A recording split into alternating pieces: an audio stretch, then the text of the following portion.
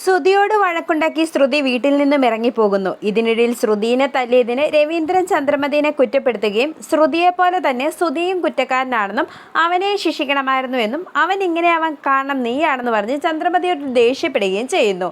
ഇതേസമയം അവിടെ എത്തുന്ന ശ്രുതി വീട് വിട്ടുപോയ കാര്യം പറയുമ്പോൾ നീ പോയി അവളെ കൂട്ടിക്കൊണ്ടുവരാൻ രവീന്ദ്രൻ പറയുന്നു. എന്നാൽ വീട് വിട്ടുപോയവൾ വേണമെങ്കിൽ തനിയെ വന്നോളുമെന്നും അവളെ വിളിക്കുക പോലും ചെയ്യരുതെന്ന് പറഞ്ഞ് ചന്ദ്രമതി ശ്രുതിയെ തടയുന്നു. പിന്നീട് അമ്മയുടെ അടുത്തേക്ക് എത്തുന്ന ശ്രുതി വീട്ടിൽ നടന്നതെല്ലാം അമ്മയോട് പറഞ്ഞ് സങ്കടപ്പെടുമ്പോൾ നീ വീട്ടിൽ നിന്ന് ഇറങ്ങിപ്പോകുന്നത് ശരിയായില്ലെന്ന് അമ്മ പറയുന്നു. തുടർന്ന് എല്ലാത്തിനും കാരണം സച്ചിയാണെന്ന് പറഞ്ഞ് സച്ചിനെ കുറ്റപ്പെടുത്തുന്ന ശ്രുതിയോട് നിന്റെ അവസ്ഥയ്ക്ക് കാരണം നീ തന്നെയാണെന്നും നീ ചെയ്ത തെറ്റുകൾക്ക് നീ അവരോട് മാപ്പ് പറയണമെന്നും അമ്മ ഉപദേശിക്കുന്നു. പിറ്റേ ദിവസം രാവിലെ റീൽസ് കണ്ട് ചിരിച്ചുകൊണ്ടിരിക്കുന്ന വർഷയോടും രേവതിയോടും ചന്ദ്രമതി ദേഷ്യപ്പെടുമ്പോൾ വർഷ കണക്കിന് കൊടുക്കുന്നു.